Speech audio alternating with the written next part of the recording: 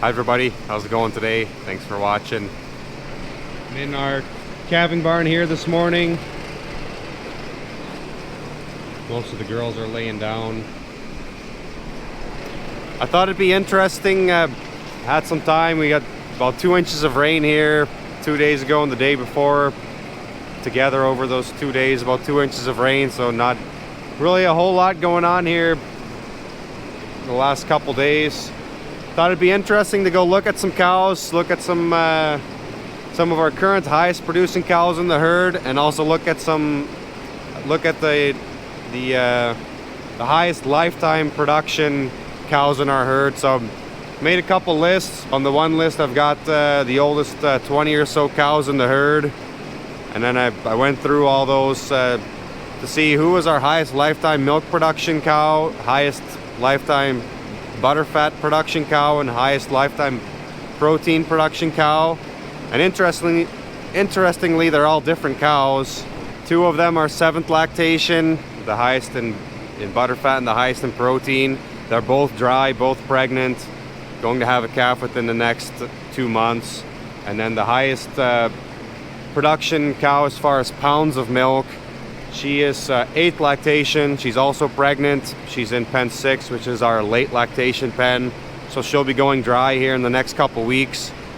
The cow that's our highest protein producer, she's in this calving pen here. So we'll see if we can find her. The interesting thing, or what really is similar amongst all these cows, there's about 20 on this list of our oldest cows. Majority of them are 8th lactation.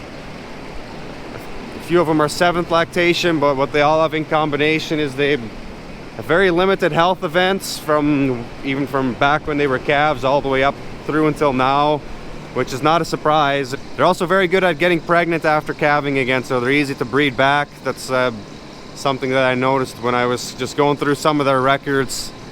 That's also, I mean, it's very important to a cow staying in the herd. Obviously, she needs to become pregnant and be able to have a calf to continue to be on the farm. So her number is 4916. We'll see if we can spot her anywhere. Everybody's laying down here.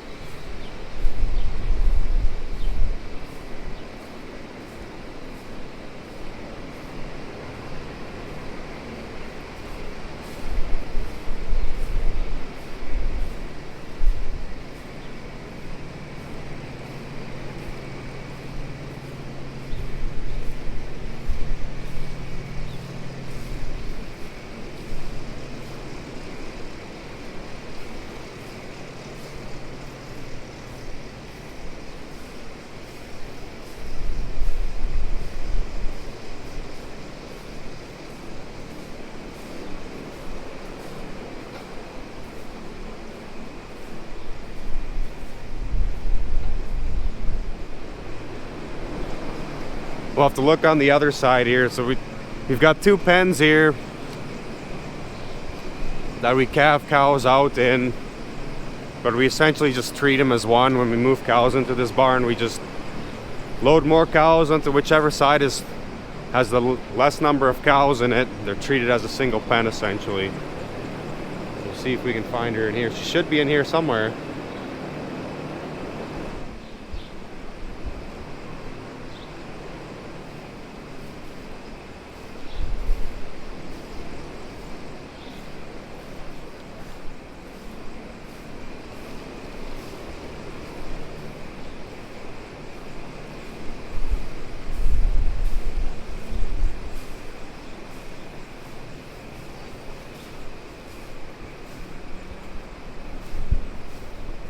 Hey girl, that's her right here. She's got some flies on her. Get the flies out of here. She's got some pink on her forehead and her tail, so she was likely just moved in here 2 days ago, Thursday, from our far off dry cow pen. So just moved in here. Going to be a couple weeks yet, hopefully, before she has a calf.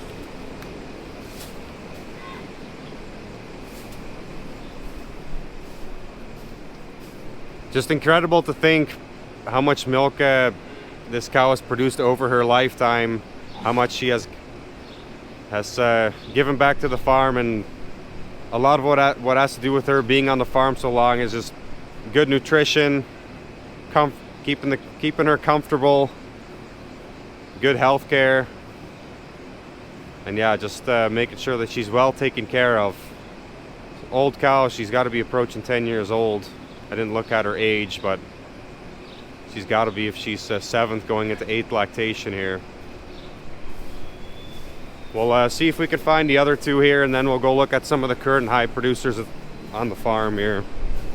Took a little bit to find her here. Jose Luis is just cleaning the alleys in this pen here, and then we move them all to one side, so all the cows are on the feed alley side here. But this is her right here, so she's the highest fat producing cow, lifetime fat production on her farm.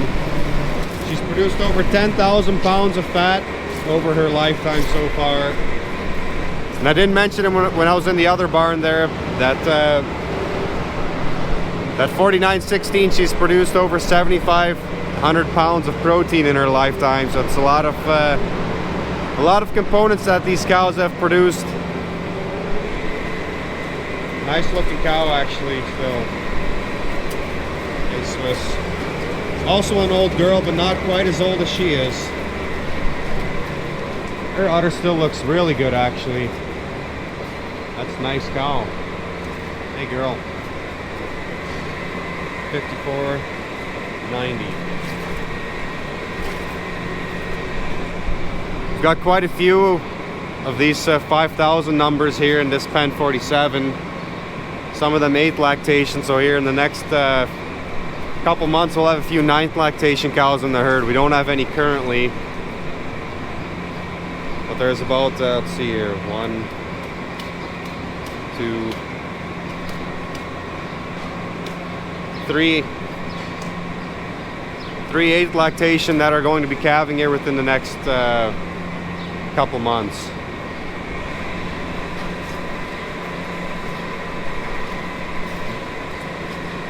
Wanted to quickly come look here at the cow that's the highest lifetime production, but she's in the parlor right now, so we might have to come back for her.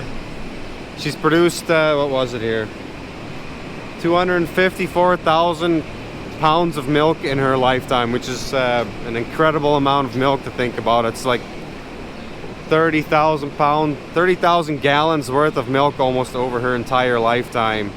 Just incredible to think how much milk these cows can produce. And then to go a step further, they're able to take feeds like corn silage, alfalfa, and then all the byproducts we feed on our farm, turn them into milk, which then gets bottled or made into cheese or butter or ice cream, whatever it might be. I mean, what these cows are able to give to us as far as nutrition is just incredible over her lifetime.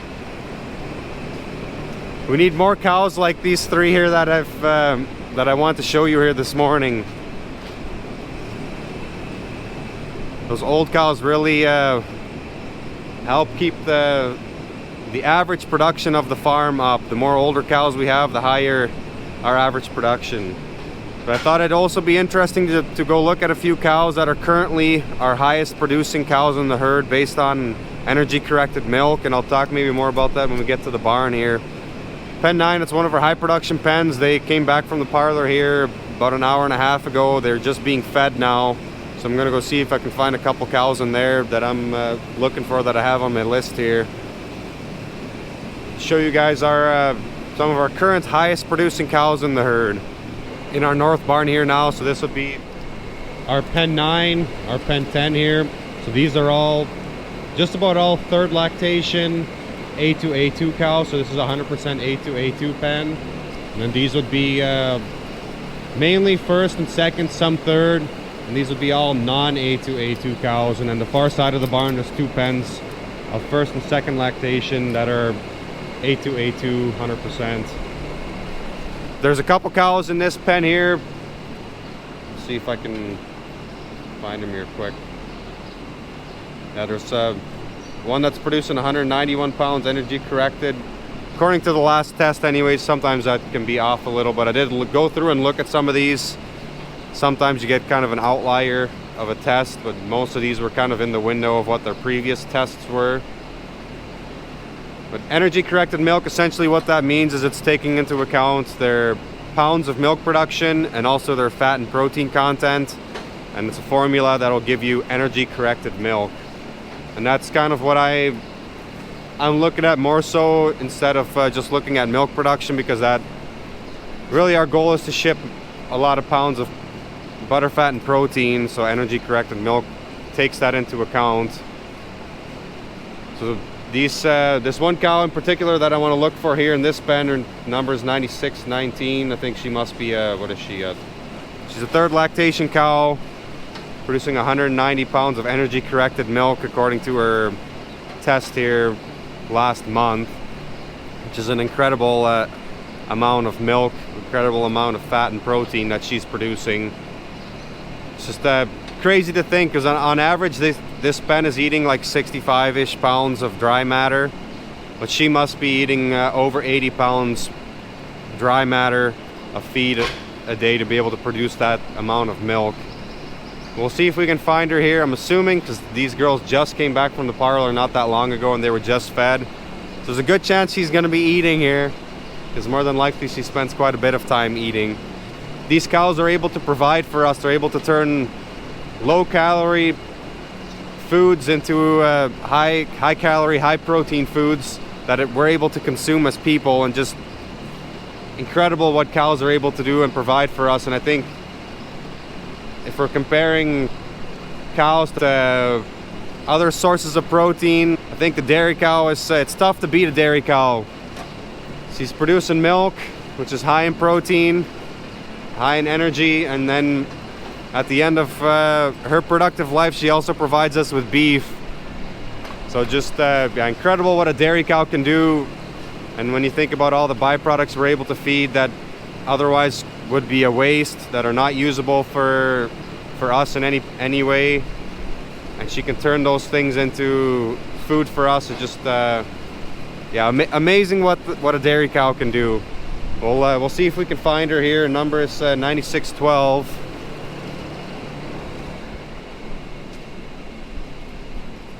Not at the end.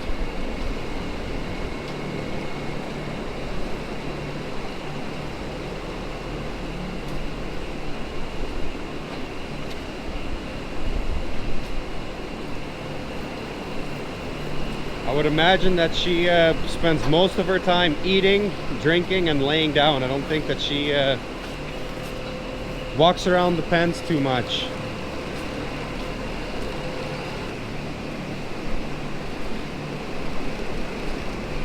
She's not eating, that's surprising. We'll have to jump in the pen and see if we can find her here.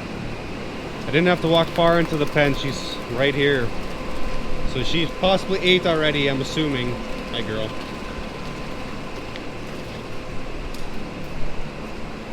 I think I'll let her lay. I don't want to disturb her milk production, but she is the second highest energy corrected milk producer in the herd currently.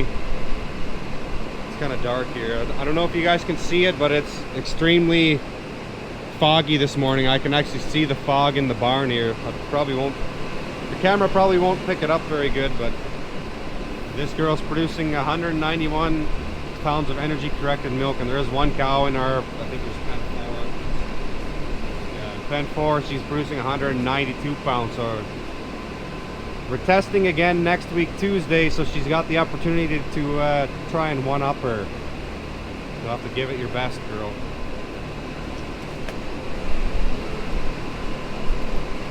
We'll just walk along the back side of these cows here once. So these, like I said, all third lactation primarily.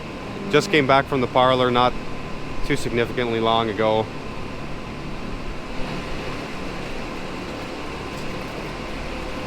For the most part are pretty consistent, but we got one tall girl right here.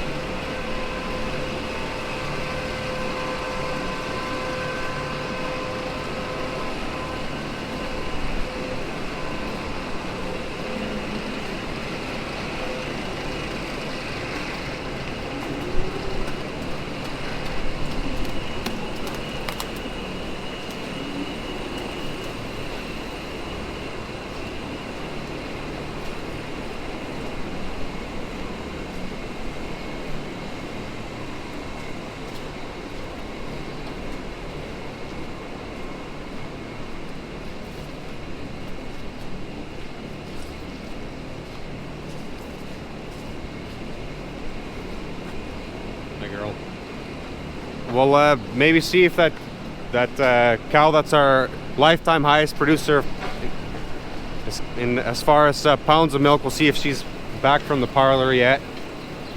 We can find her once here before I end this video. But mentioned it before in the past, our goal really is to try to get older cows in the herd.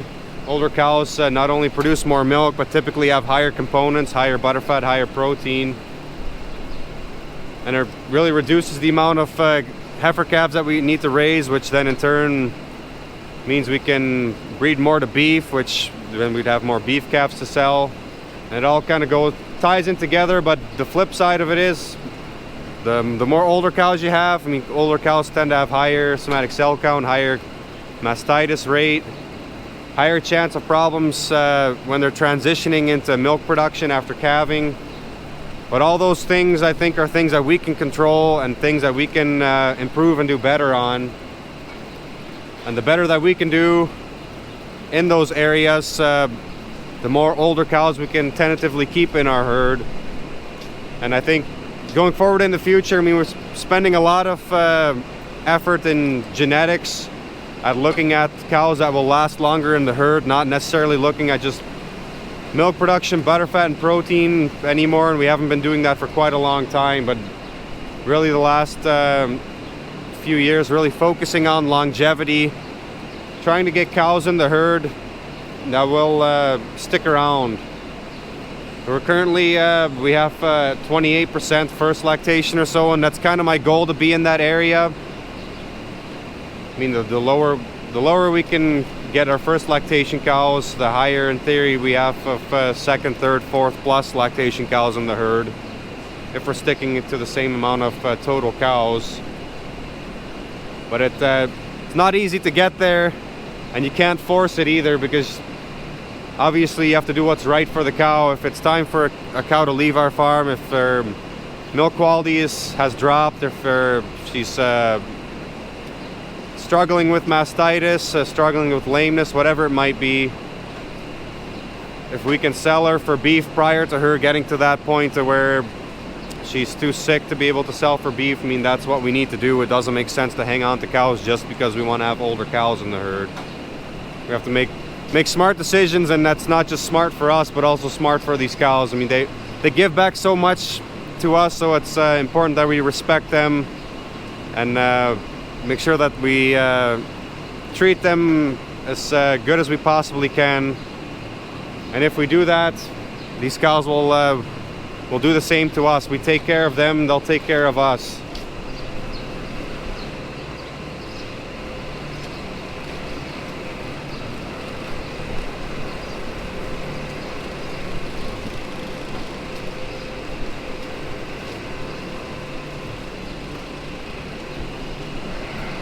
We'll head over to back to that pen 6 there and see if we can find her, if she's back from milking yet. Otherwise, I think we'll end the video here.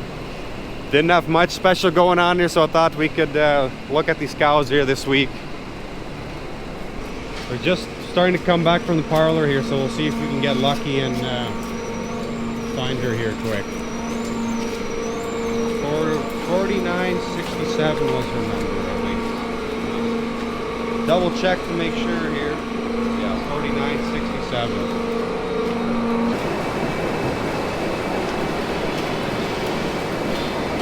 She's right here, getting milked currently. She's in the last line here of pen 6. I would have figured an old girl like this, she would have been one of the first to be milked to get back to her pen more quickly, but looks like she likes to hang out in the back. This is the current highest lifetime producer of milk on our farm. Still a very solid cow. A little bit bigger cow, but most of these cows are going to be on the bigger side. These are all pregnant cows within about 2-3 weeks of going dry. So she's pregnant. She will be having her 9th calf here in just a short amount of time, a few months hopefully.